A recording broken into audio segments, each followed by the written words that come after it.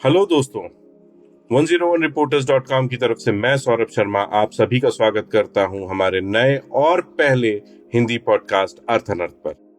अर्थ अनर्थ पर हम हर हफ्ते एक एक्सपर्ट को बुलाएंगे और उनसे बात करेंगे, उनसे जानेंगे जलवायु परिवर्तन के मुद्दों पर। हम जानेंगे कि जलवायु परिवर्तन कैसे हम आम जनमानस को, हमारे किसानों को, हमारे जानवरों को, हमारी खेती किसानी को प्रभावित कर रहा है। मेरा नाम सौरभ शर्मा है और मैं 101 रिपोर्टर्स के साथ पिछले 8 सालों से नेटवर्क एडिटर के तौर पर जुड़ा हुआ हूं। मेरे लिखे हुए लेख Reuters, the Times UK, Al Jazeera journalism review जैसे संस्थानों पर पाए जा सकते हैं। ट्विटर पर मेरा पता @सौरभ शेरी है।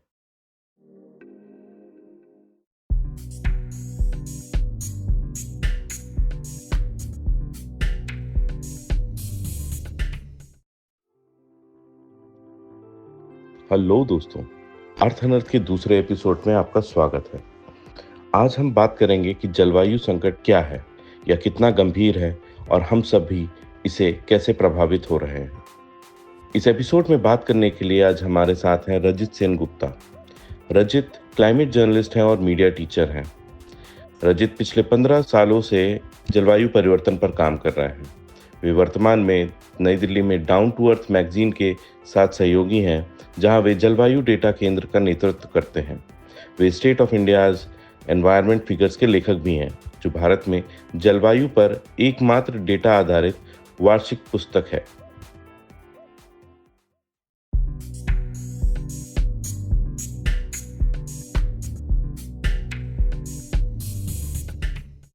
नमस्कार, मेरा नाम सौरभ है और अर्थ अनर्थ के इस एपिसोड में आप सभी का स्वागत है। मेरे साथ आज रजित सेन गुप्ता जी हैं। यूं तो रजित सीएससी के साथ काम करते हैं, लेकिन मैं चाहूंगा कि रजित अपना इंट्रोडक्शन खुद दें और बताएं कि वो वहां पे क्या करते हैं, क्योंकि इन्होंने हमारे लिए बहुत सारे काम आसान कर दिए हैं। हम जर्नलिस्टों के लिए बहुत सारी टेक्निकल टर्म्स, बहुत सारा डेटा जो है ये ले आते हैं खोद के और बहुत आसान करते हैं। तो रजित, आपका स्वागत है अर्थ अनर्थ में। तो एक बार आप हमें बताएंगे कि आपका परिचय आप हमें दे देते। जी, बहुत बहुत शुक्रिया सौरभ। तो मैं जर्नलिस्ट हूँ, क्लाइमेट जर्नलिस्ट हूँ। मेरा करीबन 15 साल का एक्सपीरियंस है, जिसमें से करीबन 11 साल मैंने सिर्फ क्लाइमेट को लेके ही काम किया है। तो अभी करंटली मैं एक मैगजीन है डाउन टू अर्थ बोल के, जो जी। 1992 से एनवायरनमेंट के ऊपर काम कर रही है। तो उनके साथ मैं जुड़ा हुआ हूँ, वहाँ पर मैं एज एन एसोसिएट एडिटर काम कर रहा हूँ। तो वहाँ पर मैंने क्या किया है, हाल फिलहाल में हम लोगों ने एक डेटा सेंटर शुरू किया है, जहाँ पर हम लोग एनवायरनमेंट के इर्द गिर्द जितने भी डेटा पॉइंट्स है इंडिया का, उनको लेके हम लोग कहानियां बनाने की कोशिश करते हैं। और उसमें हम लोग ये कोशिश करते हैं कि एनवायरनमेंट का जो इम्पैक्ट है हमारे रोज़मर्रे की ज़िंदगी पे भी है, तो हम लोग उसको देखने की कोशिश करते हैं कि हेल्थ में कैसे इम्पैक्ट पड़ रहा है, खेती बाड़ी में कैसे इम्पैक्ट पड़ रहा है, हमारे नौकरियों में कैसे, प्रोडक्टिविटी में कैसे इम्पैक्ट पड़ रहा है जब गर्मी ज़्यादा हो रही है। तो वो हम लोग देखने की कोशिश करते हैं। तो इस परिचय के लिए बहुत बहुत धन्यवाद रजित आपका। मैं आसान शब्दों में अगर आपसे समझना चाहूँ, क्योंकि आपने अभी बोला कि आम जनमानस पे क्लाइमेट चेंज का एक बड़ा असर पड़ रहा है, एनवायरनमेंट जो चेंज हो रहा है उसका बड़ा असर पड़ रहा है, लेकिन सबसे बड़ी समस्या जो हमें दिखती है ना, कि जो लोग सबसे ज्यादा प्रभावित हैं, जैसे किसान हो गया हमारा सबसे ज्यादा प्रभावित है, उनको नहीं पता है कि मौसम परिवर्तन, जलवायु परिवर्तन क्या होता है। तो अगर आसान शब्दों में हम आपसे समझें कि जलवायु परिवर्तन क्या है, इसे कैसे मापा जाता है और जो मौसम में बदलाव आते हैं, इन इसमें इन क्या डिफरेंस है और इनका क्या मतलब है। जी। तो अगर बहुत ही बेसिक लेवल से शुरू करते हैं, तो अर्थ जो है हमारा, ये एकमात्र प्लैनेट है जहाँ पर हम लोग जी सकते हैं। और उसका कारण ये है कि हमारे एक एटमॉस्फेयर है, बेसिकली एक ब्लैंकेट है हमारे अर्थ के इर्द गिर्द, जो बेसिकली जो हीट सन के रेस से आता है अर्थ में, उसको ट्रैप करता है। एक उसका एग्जांपल हो सकता है, जैसे कि हाँ, अगर सिंपल एग्जांपल है, गाड़ी में जब कांच रहता है तो जब दोपहर में हम लोग जाते हैं तो वो अंदर बहुत ज़्यादा गर्म हो जाता है, बाहर से ज़्यादा गर्म अंदर हो जाता है। तो अब ये जो ब्लैंकेट है, जो बेसिकली हीट को रोक रही है, वो क्या है, बेसिकली बहुत सारे गैसेस है। एक है कार्बन डाइऑक्साइड, जो आपके बहुत गाड़ी से जो प्रदूषण निकलता है उसमें कार्बन डाइऑक्साइड होता है। एक है मीथेन। तो कुछ कुछ ये गैसेस है, ये ब्लैंकेट का काम करते हैं। अब ये हमें बहुत ज़्यादा ज़रूरी है अगर हमें अर्थ में रहना है। पर पिछले 100-150 साल से हमने क्या देखा है कि हम लोग जिस तरीके से डेवलप कर रहे हैं, जिस तरीके से हम लोग इंडस्ट्रीज को सेटअप कर रहे हैं, उससे हम लोग बहुत ज़्यादा मात्रा में ये गैसेस एनवायरनमेंट में छोड़ रहे हैं। तो जी। उससे अब क्या हो रहा है, जैसे कि अगर हम गर्मी में बहुत मोटी रजाई लेके सोए तो हमें बहुत ज़्यादा गर्मी लगेगी। उसी तरीके से हमारे एनवायरनमेंट अब बहुत ज़्यादा गर्म हो रहा है, और इतना गर्म हो रहा है कि जिससे हमें परेशानी होने लगी है। तो ये बेसिक आइडिया है जो क्लाइमेट चेंज का है, और इसका प्रभाव हमारे हर चीज में पड़ती है। जैसे कि खाने, तो क्या होता है जब इतनी गर्मी हो जाती है तो हमें समझ में नहीं आता किस समय क्या होने वाला है, कब बारिश होना चाहिए तब बारिश हो रही है कि नहीं। अगर आप देखेंगे सौरभ, हम लोगों ने भी इसके बारे में बात किया है, ऐसे इन जनरल हम सभी बात करते हैं कि इस बार की गर्मी वैसी गर्मी नहीं है, या इस बार की सर्दी इतनी गर्मी सर्दी नहीं है। तो ये जो हम लोग प्रेडिक्ट नहीं कर पा रहे, जिस समय जो होना चाहिए वो नहीं हो रहा है, वो आपका जलवायु परिवर्तन का सबसे बड़ा परेशानी है। रजित, ये तो बहुत आसान शब्दों में हमें आपने समझा दिया, लेकिन अब एक आउट ऑफ क्यूरियोसिटी एक क्वेश्चन जाग रहा है मेरे मन में। जी तापमान को तो हम नाप लेते हैं, उसकी एक स्टैंडर्ड यूनिट है सेल्सियस में, फ़ारेनहाइट में। जलवायु जी। परिवर्तन को कैसे मापा जाता है? क्या तो इसकी जलवायु, यूनिट है, या इसको कैसे देखा जाता है? जलवायु परिवर्तन में हम लोग दो चीजें देखते हैं, एक देखते हैं तापमान, और दूसरा हम्म। देखते हैं कितनी बारिश हो रही है। तो जी। जल और वायु, तो वायु में हम लोग तापमान देखते हैं और हम लोग देखते हैं कितनी बारिश हो रही है। ये दो जो मापदंड है इसके बेसिस पे करते हैं। तो हम लोग क्या देखते हैं कि हम लोग बोलते हैं, और ये जो, तो हम बोलते हैं कि जब इंडस्ट्रियलाइजेशन शुरू नहीं हुआ था उस समय कितना टेम्परेचर था, और अब इंडस्ट्रियलाइजेशन के बाद कितना ज़्यादा टेम्परेचर बढ़ गया है। तो हमारे देश में अगर हम देखें, इंडिया में 1901 से हमारे पास इसका आंकड़ा है।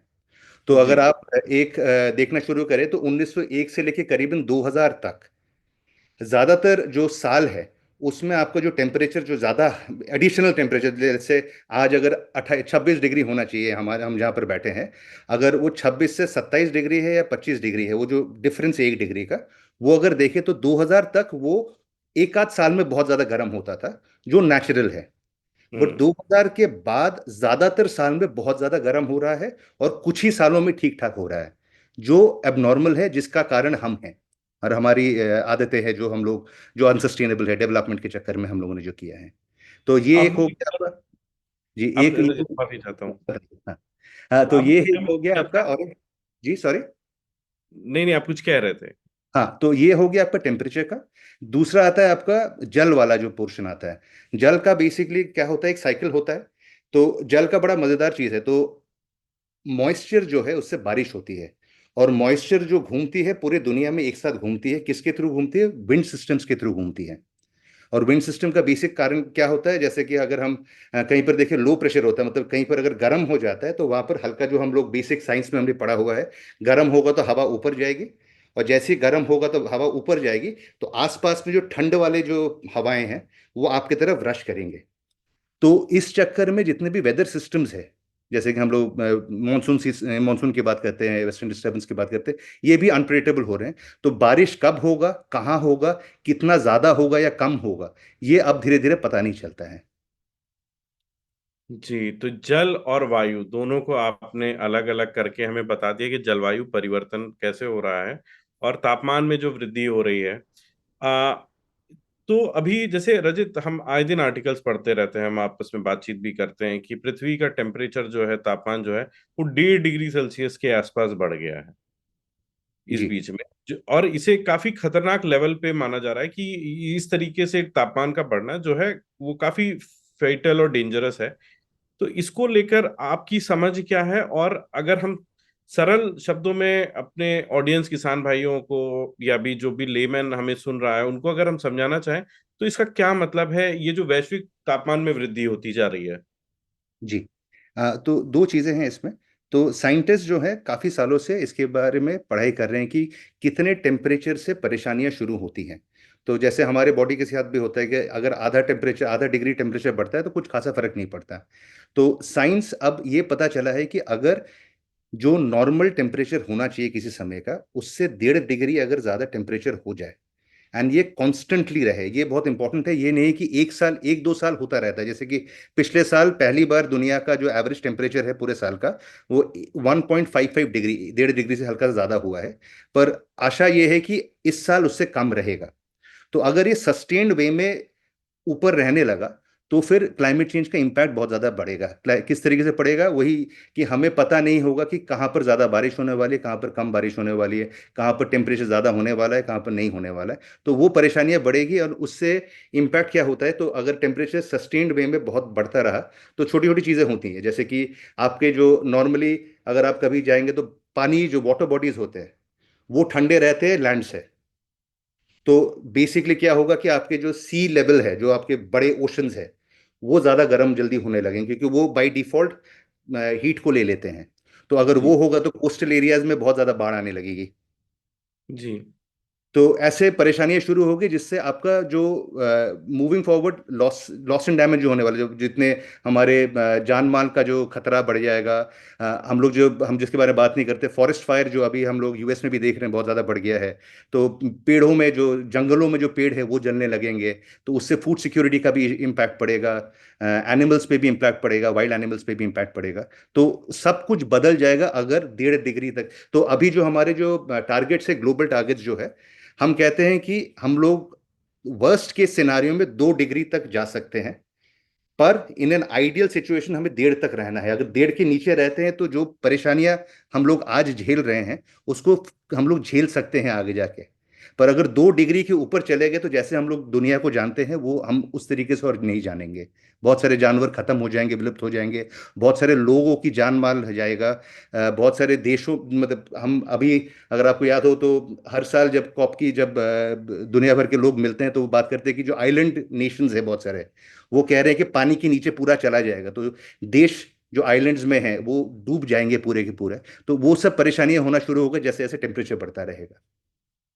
जब हम टेम्परेचर की बात करते हैं तो कहीं ना कहीं एक्सट्रीम इवेंट, जब जैसे आप अभी समझा रहे थे जल और वायु दोनों जी को आपने अलग करके समझाया, तो इसमें देखिए वायु का तो है कि एक्सट्रीम इवेंट्स बढ़ जाते हैं। फिर अभी आपने कहा यूएस में फॉरेस्ट फायर बहुत हो गए। हम अगर इंडिया की बात करें तो हमारे यहाँ नॉर्थ में उत्तराखंड में फॉरेस्ट फायर की पिछले साल मैक्सिमम घटनाएं हुई हैं।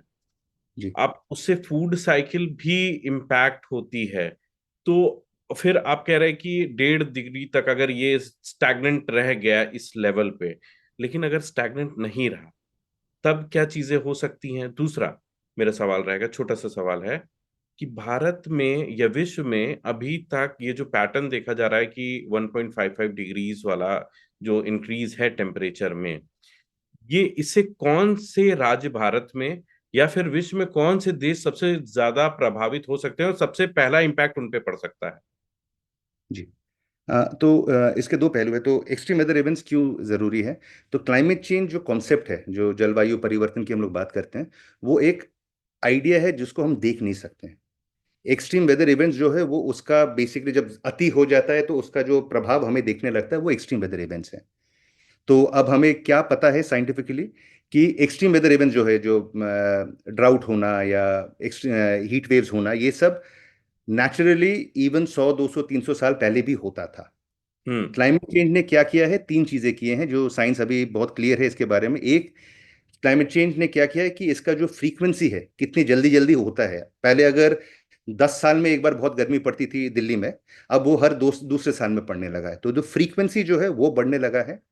और एक चीज जो हमें पता है जो क्लाइमेट चेंज कर रही है वो है कि कितना जगत को इम्पैक्ट कर रही है, कितना वाइड स्प्रेड है इसका इम्पैक्ट। तो पहले अगर एक डिस्ट्रिक्ट में होता था तो अब पूरे राज्य में होने लगा, अगर पूरे राज्य में होता तो पूरे देश में होने लगा। तो वो और एक चीज जो हो रही है, वाइड स्प्रेड होने लगा है। और तीसरा है, कुछ कुछ एक्सट्रीम वेदर इवेंट्स जो है वो ज्यादा एक्सट्रीम भी होने लगे, जो उसका जो तीव्र कितना है वो ज्यादा तीव्र होने लगा है क्योंकि क्लाइमेट चेंज के कारण। तो ये भी और एक चीज है जो साइंस मोर और लेस इसमें कंफर्म्ड है। तो it is become more frequent, ज्यादा जल्दी जल्दी होता है, बहुत ज्यादा जगह में प्रभाव पड़ रहा है।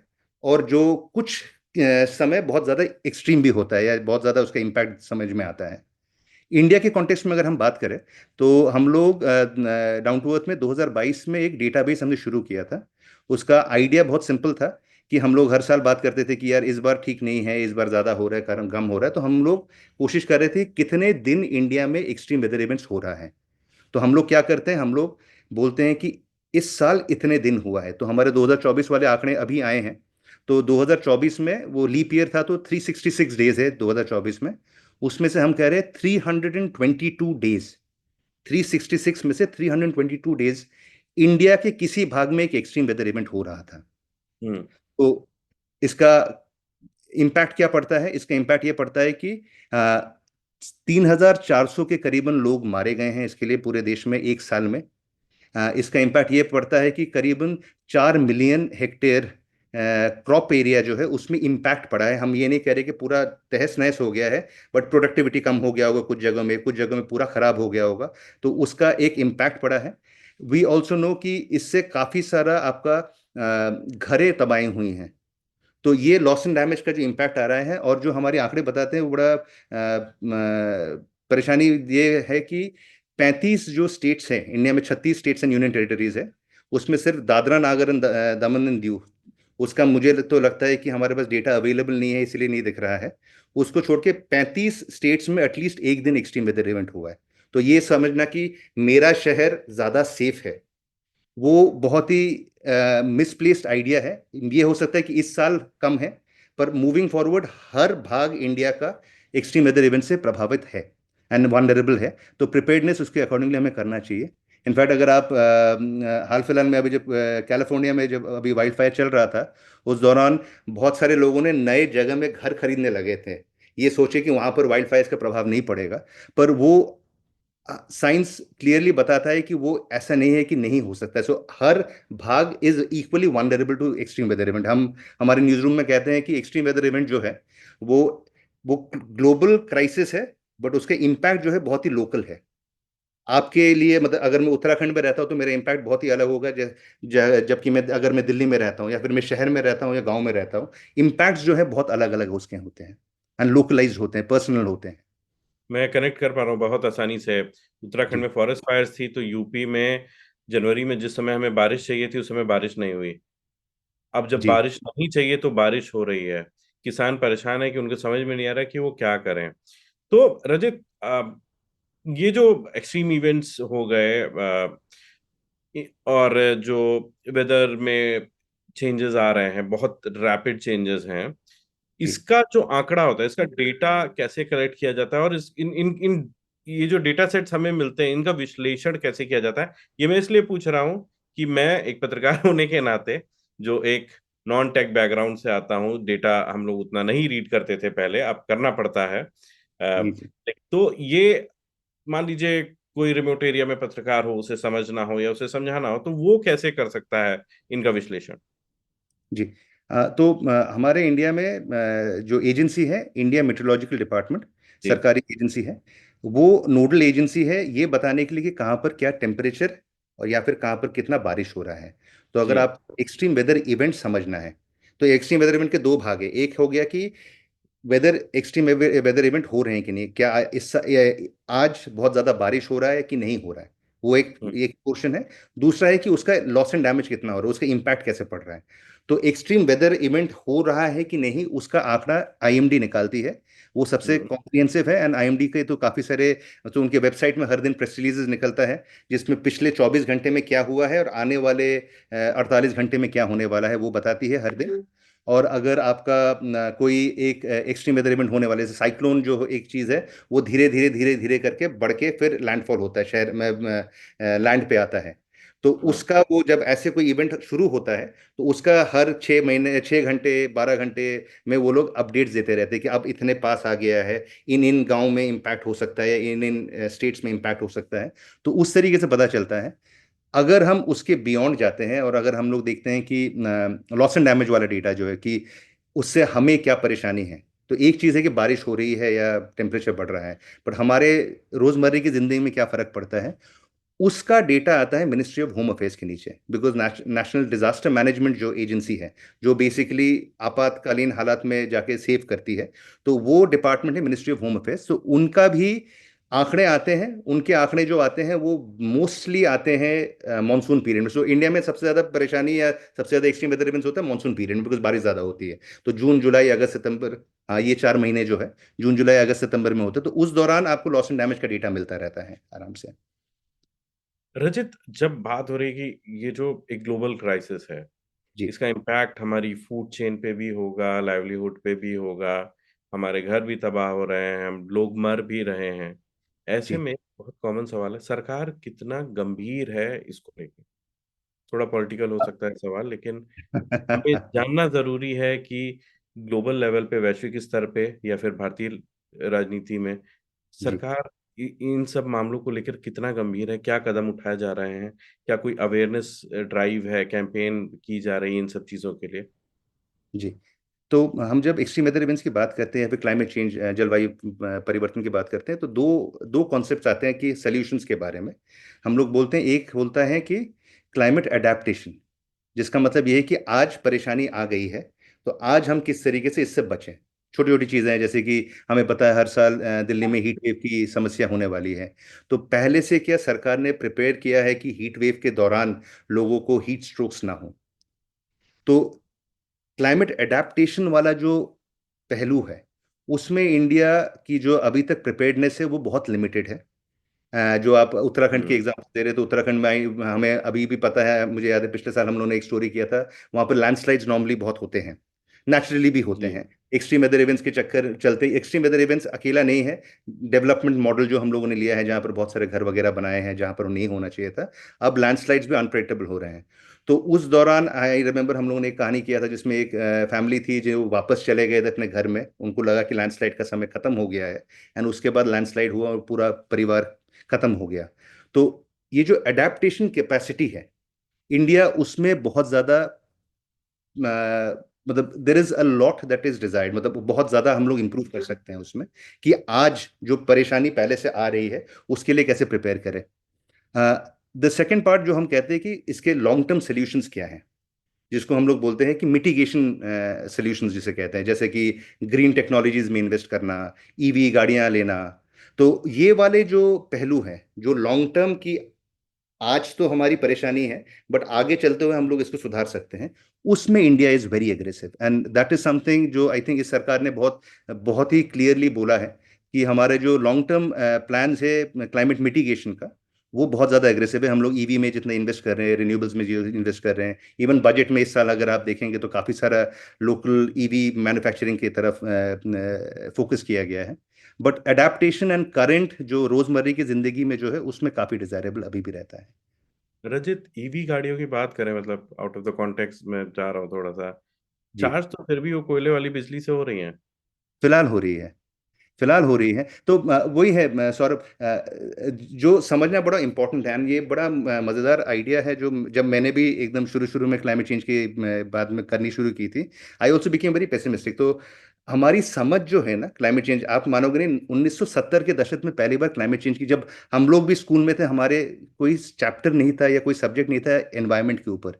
हम सिर्फ सिविक्स पढ़ते थे, जिसमें थोड़ा बहुत बात करते थे कि गंदगी नहीं फैलानी चाहिए आसपास।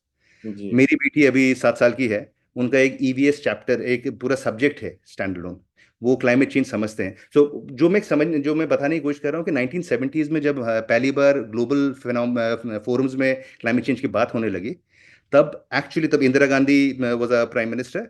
तो उस समय उन्होंने बोला था कि डेवलपिंग कंट्रीज लाइक इंडिया, वहां पर तो व्हेन एनिमल्स जब पातते हैं, जब फार्ट करते हैं, तो उससे हम्म। मीथेन, एक एक जो ग्रीन हाउस गैस है, मीथेन निकलता जी। है। जी।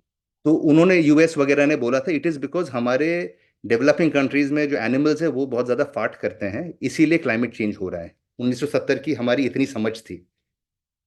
तो ये जो साइंस है ये इवॉल्व हो रहा है, एंड अगर आप देखें पिछले 5-10 साल में बहुत रैपिडली इवॉल्व हो रहा है। तो द आइडिया इज कि मूविंग फॉरवर्ड, हमारा जो ईवी का जो शेयर है, हमारी जो कैपेसिटी इंडिया की, इनफैक्ट रिन्यूएबल्स की जो कैपेसिटी, इंस्टॉल्ड कैपेसिटी जो है बहुत हाई है, एक्चुअल जी। प्रोडक्शन बहुत कम है अभी। हाँ। पर आपका बेसिकली अगर आपका ढांचा बन गया, इंफ्रास्ट्रक्चर बन गया, तो ट्रांजिशन करने में बहुत ज्यादा परेशानी नहीं होनी चाहिए। जो कुछ अव्वल परेशानियां हैं जो रिन्यूएबल्स के साथ होता है कि वो कॉन्स्टेंटली इलेक्ट्रिसिटी नहीं दे पाती है, उसका वो जो परेशानी है वो होपफुली मूविंग फॉरवर्ड इंप्रूव होगा, बिकॉज बैटरी की कॉस्ट आ रहा है तो पूरे दिन चल सकता है। So I am quite hopeful and bullish कि लॉन्ग टर्म में India will be able to transition. पर समस्या है कि आज का क्या, आज के में हम लोग बहुत ज्यादा प्रिपेयर्ड नहीं है। हाँ। नहीं रचित, मूविंग फॉरवर्ड जो होगा वो होगा, लेकिन लास्ट जी ईयर की अगर बात की जाए, मई जी जून जुलाई नॉर्थ हाँ इंडियन स्टेट्स में जी बाई इलेक्शंस हुए थे, जी जी जी जिसमें 30 से अधिक पुलिस वाले जो जो ड्यूटी पे लगाए गए थे, हीट स्ट्रोक से उनकी मृत्यु हुई थी। जी गवर्नमेंट को इस डेटा को एक्सेप्ट करने में काफी टाइम लगा, जी लेकिन हमें एज ए जर्नलिस्ट जब हम कहते हैं कि हीट स्ट्रोक से डेथ हुई या हीट जी रिलेटेड डेथ है, जी climate change is basically a bigger umbrella जिसके अंडर ये आ रहा है, जी जी जी जी ऐसे में ये जब हम जाते हैं अपने क्लेम्स को सब्सटेंशिएट करने, तब जी हमें इन चीजों का ध्यान रखना चाहिए, क्योंकि मुझे पता है पोस्टमार्टम रिपोर्ट्स जो मैंने पढ़ी, मैंने देखी, उसमें जी कहीं हीट का जिक्र नहीं था। जी ये हाँ, ये तो परेशानी है। जो मैं वही कह रहा था, अभी अभी जो हालात है उसमें, तो हम आईएमडीबी एक आंकड़े निकालता है हर साल के एंड में, जिसमें लॉस हम्म। एंड डैमेज जो डेटा है, जिसमें हम्म। डेथ्स की, ह्यूमन डेथ्स की बात करते थे। आई थिंक उनका इस साल का मतलब 2024 का जो ह्यूमन डेथ का आंकड़े हैं वो अराउंड 2600 है। हम जी। लोग आईएमडी का फिर मिनिस्ट्री ऑफ होम अफेयर्स का एंड मीडिया रिपोर्ट्स को कोलेट किया है, हमारा हम्म। ऑलरेडी 3400 हो चुका है। तो आप, 30,000। हाँ तो करीबन 600 से 800 डेथ्स की बात करें एक साल में। तो मतलब हर दिन एक एक्स्ट्रा डेथ, या इनफैक्ट दो एक्स्ट्रा डेथ की बात करें हर दिन एक्सट्रीम वेदर इवेंट से। तो ये एक परेशानी है, दिस इज अ वेरी, वो मैं आपके साथ सहमत हूँ कि ये आज के दिन में जो हो रहा है उसके बारे में हम लोग बहुत ज़्यादा सक्रिय नहीं है। हमारी, आई थिंक हमारी मशीनरी भी बहुत ज़्यादा सक्रिय नहीं है। एंड अगर है भी तो वो लोग बहुत ज़्यादा इसके बारे में कम बात करना चाहते हैं, बिकॉज वो बैड पब्लिसिटी होती है।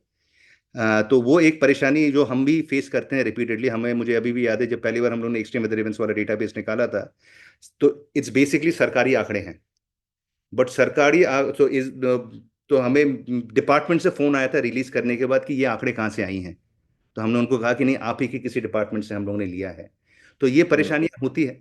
तो आई थिंक जर्नलिज्म की अपने लूप होल्स हैं या ड्रॉबैक्स या चैलेंजेस हैं जो इसे इंटरेस्टिंग बनाती है। तो रजित, इसी को थोड़ा सा हम आगे ले जाते हैं। मैं जान रहा हूँ हम थोड़ा सा आउट ऑफ ट्रैक हुए थे अपने उस पे, रिन्यूएबल वाला जब सवाल आया, ईवीज वाला। तो ये हीट वाली बात हुई, उससे पहले आप हमें पैटर्न्स के बारे में बता रहे थे, तो ये जानना चाह रहा था जब मैंने आपसे पूछा था कि सरकारें कितनी गंभीर हैं, हम्म। उसका उसके बाद एक सवाल और मेरे दिमाग में आ रहा है कि हमारे पास क्या सारे, मतलब भारत एक देश, हम एक देश हैं, और क्या हमारे पास सारे संसाधन है, सारे रिसोर्सेज हैं इन सब आने वाली प्रॉब्लम्स को टैकल करने के लिए? हम कितने तैयार हैं? हमारी क्या प्रिपरेशंस हैं? जी तो प्रिपरेशंस इंडिया की जो हम लोग बात करते हैं, या फिर ग्लोबली किसी भी कंट्री की बात करते हैं, तो हम लोग एक एनडीसीज बोलते हैं। एनडीसी इज बेसिकली यूएन, जो UNFCCC जो एजेंसी है, यूनाइटेड नेशंस की जो एजेंसी है, उसमें जी करीबन जी। 196 देश है, इंडिया भी उसमें एक सिग्नेटरी है। तो हम लोग, हर कंट्रीज ने डिसाइड किया कि हम लोग अपना नेशनली डिटरमाइंड कमिटमेंट्स के, हम लोग आगे जाते हुए कैसे हम लोग, तो लड़ाई क्या है, लड़ाई ये है कि हमें पता है कि परेशानी कहाँ पर है, कि फॉसिल फ्यूल यूज है, जिससे हम लोग बहुत ज्यादा ग्रीन हाउस गैसेज एमिट कर रहे हैं। सोल्यूशन क्या हम्म। है कि हमें उसको कम करना है, इतना कम करना है कि उससे और परेशानी ना हो। तो बेसिक लॉजिक ये है, तो हम लोग किस तरीके से डीकार्बोनाइज कर सकते हैं हमारा जो फॉसिल फ्यूल इंडस्ट्री है, पेट्रोल, डीजल, इलेक्ट्रिसिटी में कोल, तो इस सब से हम कितनी जल्दी इसको पीछे छोड़ के आगे बढ़ सकते हैं रिन्यूएबल्स की तरफ। तो ये जो लड़ाई है, इसके लिए सरकार का एक एनडीसी का एक डॉक्यूमेंट आता है, नेशनल डिटरमाइंड कमिटमेंट्स बोलते हैं।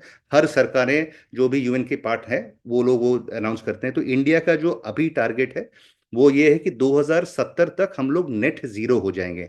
नेट जीरो का मतलब ये नहीं कि हम लोग एकदम कार्बन डाइऑक्साइड या ग्रीन हाउस गैस नहीं निकालेंगे। वो ये कहते हैं कि जितना भी हम निकाल देंगे उतने को हम लोग वापस भी ले लेंगे किसी तरीके से। तो नेट में जीरो हो जाएगा। 100 अगर यूनिट निकाला तो 100 यूनिट हमने किसी तरीके से वापस भी ले लिया। तो इफेक्टिवली वो जीरो हो गया है। तो इंडिया का टारगेट है 2070 का। 2030 और 40 में भी कुछ रिन्यूएबल्स के टारगेट्स है जो काफी एम्बिशियस है। बट परेशानी कहाँ आती है, एक है कि प्लान है, हम्म। दूसरा है कि पैसे हैं कि नहीं। हम्म। और ये वाली बात जो है, ये बड़ी परेशानी वाली बात है, क्योंकि इंडिया या मोस्ट डेवलपिंग कंट्रीज, इनके पास पैसे हैं नहीं। We don't even have the new technologies to transition. तो अभी हम लोग जब बात करते हैं, तो आइडिया है, ये कुछ रोमांचक आइडिया है जो हम सब जिसके लिए वेट कर रहे हैं, अभी भी वो वर्क इन प्रोग्रेस है। हम कहते हैं कि एक समय ऐसे आएगा कि हमारे पास ऐसी टेक्नोलॉजी आएगी जिससे हम लोग एटमॉस्फेयर से कार्बन डाइऑक्साइड खींच के निकाल लेंगे और फिर नीचे डालेंगे। तो ये एक डिस्रप्टिव सोल्यूशन की बात करते हैं, सीसीएस बोलते हैं इसको। अभी हम्म। तक किसी भी देश ने प्रॉपरली लार्ज स्केल में नहीं बनाया है, बट द आइडिया इज कि मूविंग फॉरवर्ड वो आएगा तो कुछ हद तक हम लोग निकाल पाएंगे। So all of these ideas which are path breaking moving forward, उसके बारे में इंडिया में बहुत ज्यादा बात नहीं हो रही है अभी, एंड वो एक परेशानी है। बट दैट इज बिकॉज हमारे पास उस तरीके की फंडिंग भी नहीं है। बट प्रायोरिटी के बारे बात करें तो this government is at least ambitious in terms of plans. तो प्रायोरिटीज बहुत एम्बिशियस है, इम्प्लीमेंटेशन में हमेशा परेशानी आती है। तो वो उसके बारे में I don't know how much we'll be able to do it. तो वो एक परेशानी है, but the plans are very much in place. एक परेशानी जो हम लोग आज के दिन में देखते हैं, जो इस बार के बजट में भी दिखा है, तो एक तरीका है कि आज के मानहानि से हम लोग कैसे अपने आप को सेफ गार्ड करें, is insurance. Crop insurance is one thing that we always talk about, Pradhan Mantri Fasal बीमा योजना की जब बात करते हैं।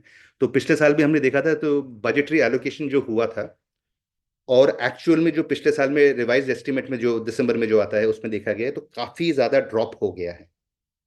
इस साल भी जो फसल बीमा योजना में जो हम लोगों ने एलोकेशन किया है वो काफी कम है। सो insurance is one way of, मतलब अगर मेरे को हिट करता है कोई एक्सट्रीम वेदर इवेंट और मेरा अगर घर इंश्योर्ड है या गाड़ी इंश्योर्ड है, तो एक तरीके से मैं उसके ऊपर बढ़ सकता हूँ, मेरी जिंदगी रुकेगी नहीं।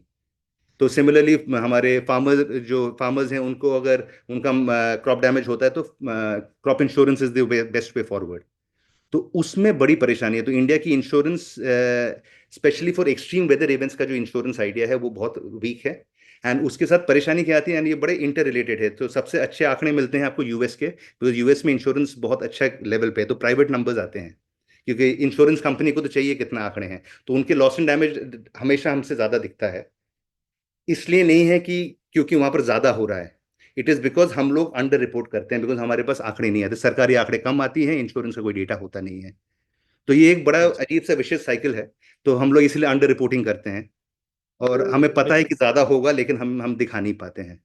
जी। इंश्योरेंस में प्रॉब्लम भी है। मैं पिछले जी। दिनों रिपोर्ट कर रहा था, तो क्या होता है कि एक्सट्रीम वेदर इवेंट हुआ तो उसके इतने घंटे में ही जो रिवेन्यू ऑफिसर्स होते हैं उनको आके पैमाइश करनी होती है, वो हो नहीं पाता। खैर, वो तो एक अलग मुद्दा है क्रॉप इंश्योरेंस का। इसके बारे में हमने बात की थी, हमारे गेस्ट आए थे जी। जी।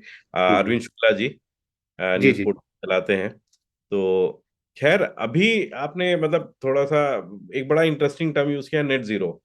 अब जब हम जी। क्लाइमेट चेंज की बात करते हैं, जलवायु परिवर्तन की, तो बहुत सारे टेक्निकल टर्म्स आते हैं हमारे सामने। उनमें से एक जी। नेट जीरो है, फिर जी। कार्बन क्रेडिट है, फिर एल निनो है, फिर जी। एडेप्टेबिलिटी है, जी। एमिशंस है। तो ये हमें थोड़ा थोड़ा समझेंगे। फिर एक कॉप भी है। लोगों को कॉप जी। समझने में बहुत दिक्कत होती है कि कॉप क्या है, पेरिस एग्रीमेंट क्या है। और जी।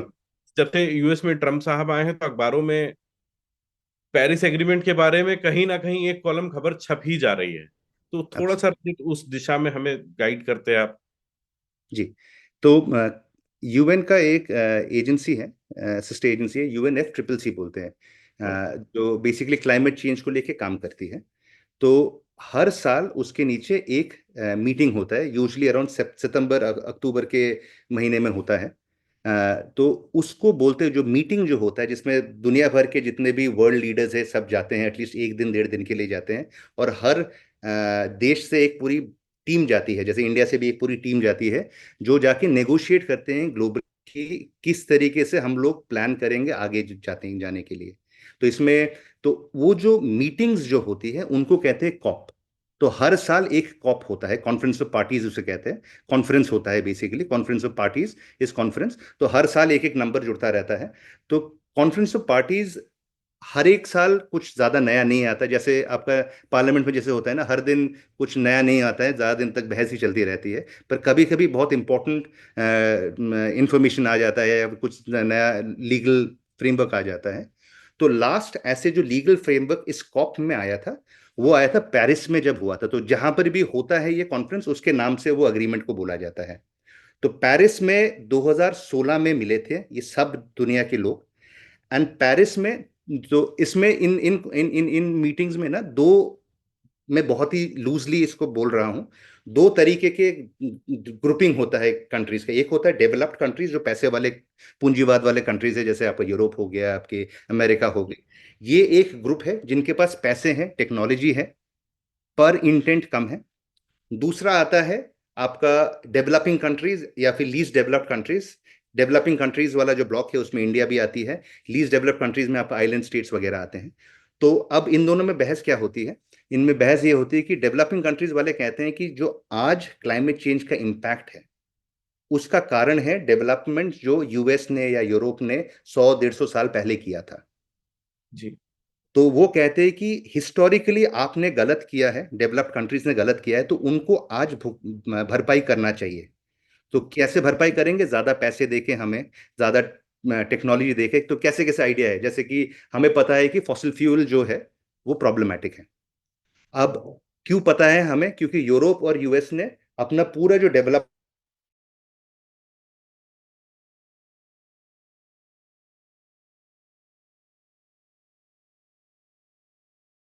अफ्रीका में कुछ देश है जहां पर अभी डेवलपमेंट शुरू हो रहा है। तो जी। What we are saying is कि वो फिर से अगले 100 साल तक अगर फॉसिल फ्यूल पे ही बढ़े तो क्या फायदा है?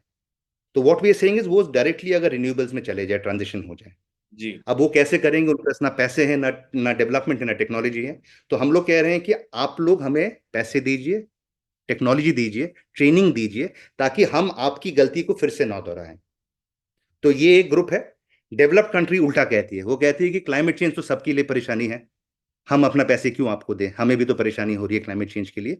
तो वो कहते हैं कि ऐसे नहीं होता है, परेशानी हम सबके सामने है, हम सबको प्रभावित है, तो हम सब इक्वली उसमें कंट्रीब्यूट करेंगे। थोड़ा बहुत वो कहते हैं कि हम पैसे दे देंगे, बट ज्यादा पैसे देने को तैयार नहीं होते। उसमें भी ये लोग कहते हैं कि पैसे जो देंगे वो लोन के तरीके से देंगे ताकि बाद में हमारे को देना पड़े। तो वो सब बड़ी चीजें होती है। तो 2016 में जो पेरिस एग्रीमेंट है, उसमें पहली बार ये तो एक कॉन्सेप्ट है, कॉमन बट डिफरेंशिएटेड रिस्पॉन्सिबिलिटी।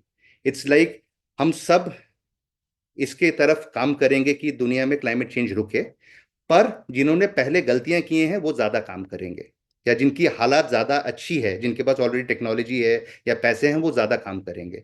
तो ये जो कॉन्सेप्ट है, ये 2016 में पेरिस एग्रीमेंट में all the countries agreed to it. तो उसके लिए उसको एग्रीमेंट को पेरिस एग्रीमेंट बोला जाता है। 2016 में ये पहली बार सब देशों ने मान लिया। और उस दौरान इन्होंने बोला कि हमारा एम क्या है? हमारा एम ये है कि हम लोग 2 डिग्री तक इन द वर्स्ट के सिनारियो जाएंगे, बट आइडियली हमारा एम ये रहना चाहिए कि हम लोग 1.5 डिग्री तक जाएंगे। तब तक जहां तक मेरा अंदाजन है, ग्लोबल जो टेम्परेचर राइज था वो करीबन 1 डिग्री से हल्का सा नीचे था। अब जो हम जी। लोग कहते हैं 1.1 डिग्री हो चुका है। तो बेसिकली इट इज रेकरिंग। सो 2016 में हम बोल रहे हैं करीबन एक का था, अब एक 1.1 हो गया। तो हमारे पास 5 डिग्री का, 0.5 डिग्री का स्कोप है। उसमें से हमने 1/5 खा लिया है। एंड वो भी हम लोग कह रहे हैं 9 साल में करीब, तकरीबन राइट 2024 सन है, 2016 से करीबन नौ तो ये नौ बहुत तेजी से हम उस हम खा टेम्परेचर रहे को हैं। कर रहे हम हैं। खा रहे हैं। तो Paris agreement is important in that perspective. उसके बाद परेशानी ये है कि कुछ खास हुआ नहीं है। मतलब जो जो उन्होंने प्रॉमिस किए थे डेवलप्ड कंट्रीज ने, उन्होंने डिलीवर नहीं किया है। डेवलपिंग कंट्रीज भी अब कहती है कि यार आप लोग नहीं देते हो तो हम लोग नहीं कर पा रहे। तो इट्स बेसिकली जैसे हमारे पार्लियामेंट में नहीं होता, ब्लेम गेम चलता रहता है कि ऑपोजिशन कहती है कि द पार्टी इन पावर वो नहीं करती, द पार्टी इन पावर के बोलते हैं हम तो करना चाहते हैं पर आप लोग हमें करने का मौका नहीं देते हैं या बोलने का मौका नहीं देते हैं। तो उस तरीके से टग ऑफ वॉर चलता रहता है constantly. And tug of war का बेसिक कंटेंशन दो चीजें हैं। एक है कि पैसे कौन देगा, क्योंकि ट्रांजिशन करने के लिए छोटी छोटी चीजें, जैसे कि अगर मैं आपको बोलूं कि कल आप अपनी गाड़ी वाड़ी छोड़ के एक ईवी खरीद लीजिए सौरभ, तो आप बोलेंगे यार आइडिया तो बहुत अच्छा है, बट पैसे कौन देगा उसका? तो वही सेम मुद्दे यहाँ पर भी आते हैं। तो हम लोग कह रहे हैं कि आप लोग द डेवलप्ड कंट्रीज देगी, तो अनडेवलप्ड कंट्रीज बहुत कंजर्वेटिवली देती है। वो कहती है, अभी तो ट्रंप के आने के बाद तो ट्रंप ने ऐलान किया है कि हम जो ये कॉप वाला जो खेल है उससे हम निकल जाएंगे। हाँ, वो ये प्लास्टिक स्ट्रॉ वाला भी आप थोड़ा सा बताइए ना, बड़ा इंटरेस्टिंग है। तो तो वो कह रहे हैं कि प्लास्टिक स्ट्रॉ, वो पिछली बार तो मुझे याद है, पिछले पिछले टर्म में तो उन्होंने ये भी कहा था ना कि अगर क्लाइमेट चेंज हो रहा है, जलवायु परिवर्तन हो रहा है, तो मेरे को थोड़ी सी गर्मी चाहिए तो मैं विंडो खोल देता हूँ। हाँ। उन्होंने ये ऐसे स्टेटमेंट भी दिया था। ये बड़े रेकलेस स्टेटमेंट्स हैं। and इसकी परेशानी ये है कि तो जो आप समझ चुके होंगे कि जो समझना बहुत जरूरी भी है कि हम लोग ब्रॉड सेंस में कह सकते हैं कि गर्मी बढ़ रही है, पर अगर मैं आपको ये बोलूं कि यार आज या कल गर्मी बढ़ेगी बढ़ेगी कि नहीं, वो प्रिसिशन मिलना बहुत डिफिकल्ट है विद क्लाइमेट चेंज। एंड वो प्रिसिशन बहुत परेशानी है कि अगर आज उत्तराखंड में बहुत बारिश हुई है, कल सुबह मैं ये नहीं बोल सकता हूँ कि ये इसलिए हुआ है बिकॉज क्लाइमेट चेंज हुआ था, क्योंकि और भी काफी सारे रीजंस हो सकते हैं, कुछ लोकल फिनोमेनन वेदर सिस्टम्स भी हो सकते हैं, बहुत सारी चीजें हो सकती हैं। तो इसको एक्सप्लॉइट करके जो ट्रम्प है एंड ट्रम्प जैसे और लोग भी हैं, वो कहते हैं कि climate change does not exist. वो कहते हैं क्लाइमेट चेंज इतना इंपॉर्टेंट है ही नहीं, एंड क्लाइमेट चेंज के नाम पे हम लोग अपनी आज की इकोनॉमी जो है, जो फॉसिल फ्यूल बेस्ड इकोनॉमी है, उसको क्यों हैम्पर करें। तो इसीलिए वो ऐसे रेकलेस स्टेटमेंट्स बोलते हैं प्लास्टिक के बारे में, जबकि हमें पता है। इनफैक्ट आप मानेंगे नहीं, अभी परसों ही हम लेगेसी वेस्ट पे काम कर रहे थे दिल्ली में, इंडिया में जो लेगेसी वेस्ट है, लेगेसी वेस्ट वो गाजीपुर जो हमारा डंप यार्ड है या हाँ। यार्ड है। तो सीबीसीबी का एक लेगेसी वेस्ट का एक डॉक्यूमेंट है, गाइडलाइंस है, 2019 में आया था। उसमें क्लियरली लिखा हुआ है कि इंडिया में लेगेसी वेस्ट की परेशानी 1970 में शुरू हुई, के दशक में शुरू हुई, क्योंकि प्लास्टिक्स में पहली बार लोग अपने कूड़े को प्लास्टिक में बांध के फेंकने लगे। तो इट्स वेरी इंटरेस्टिंग। तो उसी चीज को ये इतना कूलली कह देते हैं कि वो प्लास्टिक स्ट्रॉ लेके आ जाओ, जो मेरी 7 साल की बेटी भी जानती है अच्छी नहीं है। तो तो वो बहुत रेकलेस होता है, और उससे क्या परेशानी होती है कि जो प्रोग्रेस हम लोग धीरे धीरे धीरे करके कॉप में करते हैं, वो एकदम एक झटके में पीछे आ जाता है। तो रजित, ऐसे में जब एक वर्ल्ड सुपर पावर जी में एक ऐसा प्रेसिडेंट आ रहा है जो क्लाइमेट चेंज को उसी तरीके से डिसमिस कर दे रहा है जैसे फ्लैट अर्थ कॉन्स्पिरेसी वाले राउंड अर्थ ग्लोब को डिसमिस करते हैं, जी तो जी जब जी। सुपर पावर लेवल पे ये पॉलिटिक्स हुई हो रही है, वहां पर पॉलिसी चेंजेस आएंगे, तो ग्लोबली हम्म। ये कितना खतरनाक है या खतरनाक नहीं है, ये थोड़ा सा हमें बताइए। और इसका इम्पैक्ट ग्लोबली भी जी। क्या हो सकता है, और इंडिया पर क्या पड़ सकता है? आ, दो लेवल्स पे होता है। सो आज के दिन में there would be temporarily a massive impact. तो इसका ऑब्वियसली इसका कोई करेक्ट आंसर नहीं है, पॉलिटिक्स कैसे आगे मूव करेगा। पर जो मेरी समझ बताती है, और मेरी जो लिमिटेड समझ बताती है, वो बताती है कि अगर आप हिस्टोरिकली देखें, तो विच एवर कंट्री हैड जो फ्यूल है जिसके ऊपर कंट्रोल रहा है, जैसे आप मिडिल ईस्ट में जब फॉसिल फ्यूल का आया, जैसे यूएस का भी वही है। सो मोड फ्यूल डिसाइड्स कि आप कितने बड़े सुपर पावर या नॉन सुपर पावर होते हैं। तो moving forward the fuel that is going to be common, आज नहीं तो 10 साल, 10 साल नहीं तो 20 साल आगे जाके, वो जी। होगा आपका ईवी, जी। आपका रिन्यूएबल्स होगा। ठीक है, because it is not because it is a good idea, it is because it is not sustainable. ये बड़ा जरूरी है समझना कि जिस तरीके से हम लोग आज चल रहे हैं, और 10-15 साल आगे हम लोग नहीं चल सकते। बहुत छोटी छोटी चीजें हैं। मेरी बेटी का इस साल, मतलब पिछले साल, कम से कम 15 से 20 दिन स्कूल कम गई है because of heat wave. Achievements. Heat waves भी हुआ, कोल्ड वेव्स भी हुआ। हीट वेव्स भी एक कारण था जब स्कूल बंद होने लगा। तो I know schools are struggling to finish their course, जितना उनको पढ़ाना चाहिए एक साल में, because number of days has gone down. इस लेवल इसका तक कॉग्निटिव एबिलिटी पे भी बहुत असर पड़ रहा है, लेकिन प्रॉब्लम यही है कि हमारे पास उसका कोई डेटा सेट, कोई अभी तक कोई पैरामीटर्स वगैरह है ही नहीं कि हम कैसे उसको देख सकें। मतलब this is becoming a very big crisis in India, and not just India, पूरे विश्व में एवरीवेयर। चिंता का विषय है ये। हाँ, तो इसका फायदा क्या है, मतलब एक बहुत ही वियर्ड सा सिल्वर लाइनिंग है कि हमारे पास ये कन्वीनियंस नहीं है कि हम बोलेंगे कि सबसे इंपॉर्टेंट जो देश है, यूएस, जो हम्म। हिस्टोरिकली सबसे बदमाश देश भी है बिकॉज उसने सबसे ज्यादा एमिट किया है, उसने, और हम्म। यूरोप, या द हिस्टोरिकली जो आज हम सहन कर रहे हैं उसका बहुत ज्यादा कारण हिस्टोरिकली यूएस है और यूरोपियन कंट्रीज है। अगर वो नहीं है, हम ये नहीं कह सकते कि हम भी कुछ नहीं करेंगे। तो which is a good thing, because all countries will have to operate with or without US. At least मेरा ये मानना है कि यूएस रहे ना रहे हम लोगों को, बिकॉज अगर मेरे घर में परेशानी हो रही है, यूएस है या नहीं, उससे मुझे कुछ खासा फर्क नहीं पड़ता। I will look for turn around. तो ट्रंप के जो डिसीजंस है उसमें टेम्पररीली आज के दिन में दिल बी हिट्स, मूविंग फॉरवर्ड लॉन्ग टर्म में ज्यादा फर्क नहीं पड़ना चाहिए, is what I understand. But ये ऑब्वियसली बहुत कंट्रोवर्शियल है, बिकॉज सबके अपने अपने तरीके हैं देखने के इसके। जी रजित, कोई ऐसी बात जो मैं आपसे पूछना भूल गया हूँ, या आप कुछ कहना चाह रहे हो, क्योंकि हम अब एकदम फाइनल लेग में आ चुके थे? जी। तो आपने एक उसके बारे में पूछा था, एल नीनो, लालिना, हाँ, एनजो के ये बारे में टेक्निकल बात टर्म्स करें। जो होती हैं, एल नीनो हो गया, वेस्टर्न डिस्टरबेंस हो गए, कार्बन क्रेडिट्स, कार्बन फुटप्रिंट्स। हाँ, तो basically so there are two different things. एक है ये, तो क्लाइमेट चेंज का परेशानी कहाँ से हो रहा है, तो बेसिकली क्लाइमेट चेंज मतलब वेदर जो होता है, सो एक्सट्रीम, तो दो चीजें बड़ी इंपॉर्टेंट है। एक्सट्रीम वेदर की बात करते हैं हम लोग, एक्सट्रीम क्लाइमेट की बात नहीं करते हैं। तो वेदर एक ऐसी चीज है जो अभी है, क्लाइमेट एक ऐसी चीज है जो लॉन्ग टर्म है। तो हम लोग क्लाइमेट की ऐसे बात करेंगे, मंथ्स मतलब लॉन्ग टर्म डेटा की बात करते हैं। तो हमें पता है कि जनवरी फरवरी मार्च में इंडिया में, नॉर्थ इन इंडिया में नॉर्मली ठंडा रहता है, जनवरी फरवरी तक रहता है, मार्च नहीं तो दिसंबर जनवरी फरवरी तक रहता है। जून जुलाई अगस्त सितंबर में बारिश होती है। तो ये क्यों पता है? क्योंकि ये क्लाइमेट है, लॉन्ग टर्म ट्रेंड्स हमें बताती है। पिछले 100 साल का जो डेटा है यूजुअली इसी समय आता है, किसी साल 10-12 दिन ऊपर नीचे हो सकता है। जी। तो अब ये क्यों होता है? ये होता है क्योंकि वेदर सिस्टम्स जो है, it's weather systems are basically the गाड़ी है जिसमें मॉइस्चर मूव करता है। तो इंडिया में बारिश क्यों हो रही है, क्या हो रहा है? तो El Nino, La Nina and ENSO जो है, ENSO is basically the umbrella term.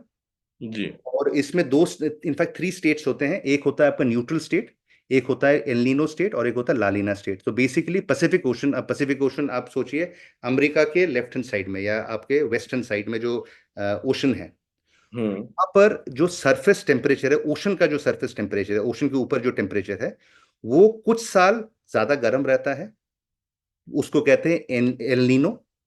कुछ साल ठंडा रहता है, उसे कहते हैं लानीना। और कुछ साल न्यूट्रल रहता है, ना गर्म है ना ठंडा है, उसे कहते हैं आपका न्यूट्रल फेज कहते हैं उसे। अब उससे परेशानी क्या होती है? उससे जो वेदर सिस्टम्स है, जो आपके विंड सिस्टम्स है, जो बेसिकली मॉइस्चर इधर से उधर लेके जा रही है, वो इम्पैक्ट होता है। तो इंडिया कॉन्टेक्स्ट में एल नीनो लानिना से क्या होता है? एल नीनो में यूजुअली वी हैव मानसून हमारा वीक हो जाता है जब एल नीनो होता है। और लानिना जब होता है यूजुअली वो गर्म वो ज्यादा होता है आपका मॉइस्चर। सो जी। That is basically what happens in India. पर समस्या, and this is where climate, so El Nino La Nina पहले भी होता है, and there is always a phase, 4-5 साल ये रहता है, फिर 4-5 साल वो रहता है। प्रॉब्लम ये होता है कि एल नीनो लानिना अकेला का जो इम्पैक्ट था, वो अब बिकॉज ऑफ क्लाइमेट चेंज उसका इम्पैक्ट बहुत कम होने लगा है, या वो कंपाउंड हो रहा है अलग अलग तरीके से। एक छोटा उसका एग्जांपल, पिछले साल अगर आपको याद हो, साइक्लोन आसना आया था। जी। तो अगर किसी भी बंदे से अगर आप पूछो कि साइक्लोन्स कैसे होते हैं, साइक्लोन होता है कि आपका किसी ओशन सिस्टम से पानी उठाते हैं जहां पर पानी ज्यादा है, फिर लैंड जी। में आता है, लैंड में जब टकराता है तो वहां पर मॉइस्चर कम होता है, तो वहां पर बारिश होती है। जी। आसना बड़ा मजेदार था। आसना जब बे ऑफ बंगाल के वहां से शुरू हो रहा था, तो वो एक, तो अलग अलग लेवल का साइक्लोन सबसे ज्यादा तीव्र लेवल का होता है। सबसे नीचे जी। वाला क्या था? लो प्रेशर एरिया। तो एक जी। लो प्रेशर एरिया, अब ये कुछ लोग कहते हैं कि low pressure area Bay of Bengal में बना था, कुछ लोग कहते हैं कि लैंड पे बना था। हम्म। तो a cyclone that was formed on land, पानी में लैंड। नहीं। लैंड में कहाँ पर बना? आपका बना, ये कहते हैं कि यूपी एंड ये मध्य प्रदेश के जगह पे बना।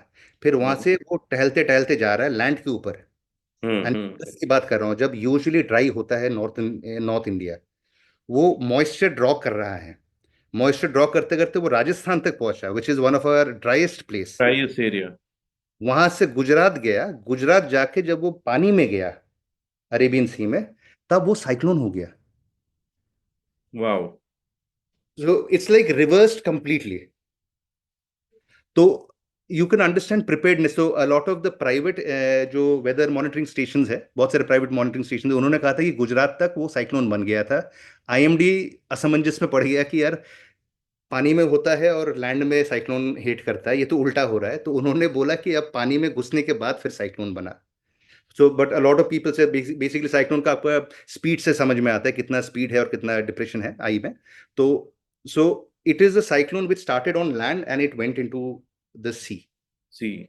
तो ये रिवर्स हो रहा है। और एक चीज जो देखा है, तो वेस्टर्न डिस्टर्बेंस, तो वेस्टर्न डिस्टर्बेंस जो अपना है, वेस्टर्न डिस्टर्बेंस का कॉन्सेप्ट बड़ा क्लियर है। मेडिटेरेनियन जो जगह है वहां पर पानी, वहां पर लो प्रेशर, वहां पर से पानी होता है लो प्रेशर के लिए। फिर वो बेसिकली जैसे पल्स जाता है, वैसे छोटे छोटे वेस्टर्न डिस्टर्बेंसेस आते हैं। तो छोटे छोटे क्लाउड सिस्टम, विंड सिस्टम्स आ रहे हैं, एंड वो पानी लेते लेते लेते लेते लेते लेते मेडिटेरियन के ऊपर से हिमालयस तक आते हैं। रास्ते में जहां से भी आ रहे हैं पानी ले रहे हैं, फिर हिमालय में टकराते हैं, टकरा के इंडिया में घुसते हैं। एंड विंटर में वो बारिश करते हैं। हमारे रबी क्रॉप्स के लिए वो बहुत इंपॉर्टेंट है। तो उत्तराखंड वगैरह में बर्फ करते हैं, और हमारे लैंड में जो प्लेन्स में वहां पर बारिश होती है। अब क्या पता चल रहा है हमें इंक्रीजिंगली कि विंटर्स में ये वीक होते रहे हैं। तो पिछले साल भी हम लोगों ने बात किया होगा, आपने भी स्टोरी किया होगा कि बर्फ उतना नहीं पड़ रहा है। जी जी जी। One of the reasons is western disturbances, ये वीक हो रही है। अब खत्म वहां नहीं होता है। और एक परेशानी हो रही है कि वेस्टर्न डिस्टर्बेंस ठंड में वीक हो रही है, पर मॉनसून्स का जो दौरान है उस समय भी आने लगी है, जब नहीं आना चाहिए। अब उससे क्या हो रहा है कि मॉनसून्स के समय वेस्टर्न डिस्टर्बेंस अपना मॉइस्चर लेके आई, नीचे से मॉनसून विंड सिस्टम मॉइस्चर लेके आई, दोनों इंटरेक्ट करते हैं, और आपका सेंट्रल इंडिया में मैसिव बारिश हो रही है, जिसका कोई सर पैर नहीं है, होना नहीं चाहिए इतना तीव्र। तो everything is becoming more unpredictable. हमें ये पता नहीं है कि अगले मूड में क्या होने वाला है। एक चीज होता है कि हमें पता है कि कल बहुत बारिश होने वाली है, तो मैं छाता लेके जा सकता हूँ।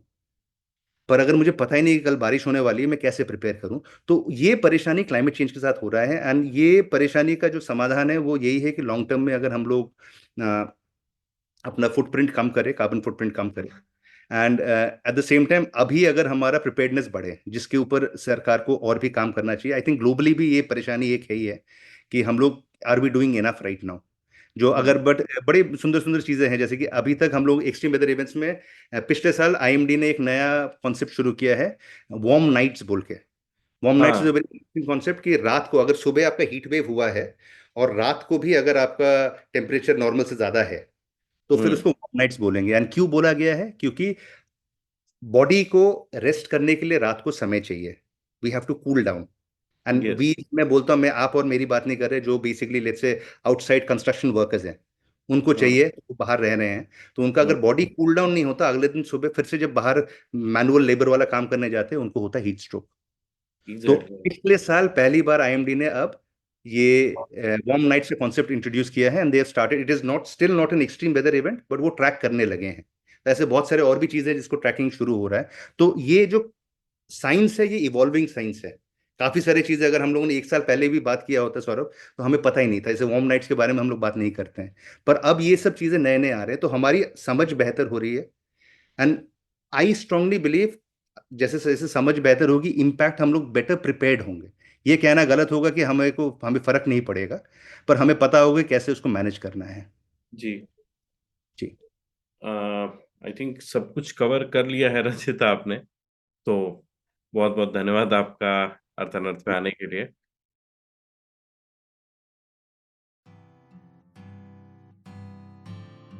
आज का एपिसोड सुनने के लिए आप सभी का शुक्रिया। अगर आपको ये पॉडकास्ट पसंद आया है तो अपने फेवरेट पॉडकास्ट स्टेशन पर इसको सब्सक्राइब करना ना भूलें। अगले हफ्ते फिर मिलते हैं एक नए गेस्ट के साथ, एक नए मुद्दे के साथ।